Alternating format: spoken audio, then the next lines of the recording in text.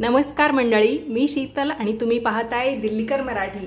या व्हिडिओमध्ये मी तुम्हाला माझी नवीन घरातली देवपूजा आणि मंगल कलशाची स्थापना मी कशी केली ते दाखवते।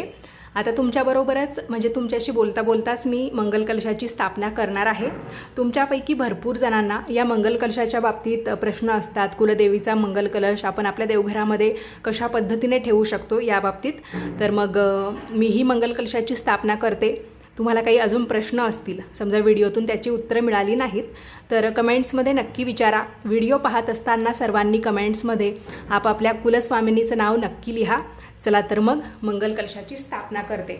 तर आता बघा, इथे मी तांब्या स्वच्छ करून घेतलेला आहे। त्यामध्ये पाणी भरलेलं आहे। तुमच्याकडे गंगाजल असेल तर तेही तुम्ही भरू शकता किंवा आपलं साधं पाणी घरातलं स्वच्छ पाणी तुम्ही याच्यासाठी भरू शकता। आता हा जो लाल पिवळ्या रंगाचा धागा असतो याला कलावा किंवा रक्षासूत्र असं म्हटलं जातं। आणि तुमच्याकडे तो नसेलच तर मग तुम्ही एखादा पांढरा धागा घ्या, साधारणतः 5 पदरी, आणि त्याला हळदी कुंकू लावून लाल आणि पिवळ्या रंगाचं तुम्ही करून घेऊ शकता। आता ही आहे सुपारी, 1 रुपयाचं नाणं, हळकुंड, याच्यामध्ये आपण टाकूया हळदी, कुंकू, फूल आणि अक्षता। या कलशाच्या सर्व बाजूंनी मी हळदी कुंकवाची बोटं ओढून घेते आणि त्यानंतर तुम्हाला दाखवते। त्याच्यामध्ये मी पाणी घेतलेलं आहे। 5 बोटं आपण ओढून घ्यायची किंवा 5 नाम ज्याला तुम्ही म्हणू शकता।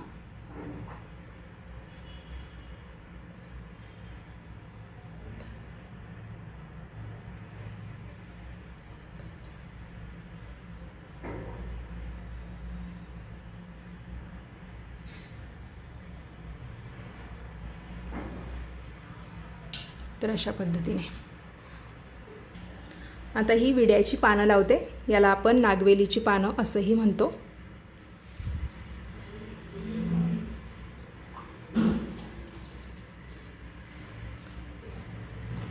तर हा मंगल कलश आपल्याला कायमस्वरूपी ठेवायचा असतो। यातलं पाणी आपण दर पौर्णिमेला, दर अमावस्येला असं बदलू शकतो किंवा 1-2 दिवसांमिळून बदललं तरी पण चालेल। हे पाणी तुम्ही तुळशीला न घालता एखाद्या झाडाला घालायचं आणि यातलं थोडंसं पाणी म्हणजे पहिल्यांदा हे पाणी जे असतं तर यातलं थोडंसं पाणी तुम्ही तुमच्या घरभर शिंपडू शकता, फक्त टॉयलेट बाथरूम सोडून, किंवा घराच्या चारी कोपऱ्यांना शिंपडू शकता आणि बाकी पाणी मग झाडांना घालून द्यायचं। पुन्हा तांब्या स्वच्छ करायचा आणि पाणी नवीन भरून, नवीन पानं तुम्हाला प्रत्येक वेळा लावायची असतील तर लावा, नाहीतर मग नाही लावली, फक्त नारळ ठेवत गेला तरी चालेल।